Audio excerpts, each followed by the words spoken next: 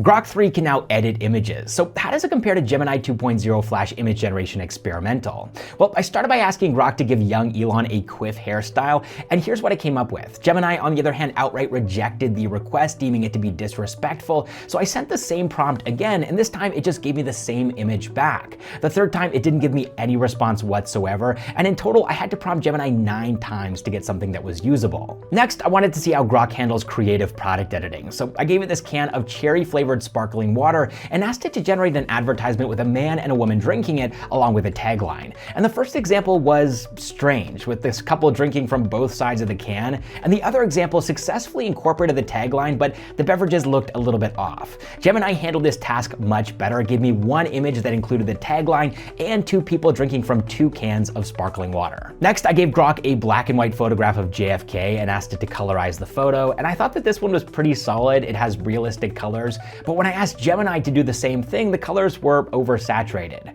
And then finally, I asked Grok to replace my shirt with a 3-piece suit, and it did that, but it changed my face quite a bit as well as my body position, whereas Gemini was able to preserve the position and the face perfectly. So my interpretation here is that Grok is more creative than Gemini, sometimes too much so, but it's also far less restrictive than Gemini.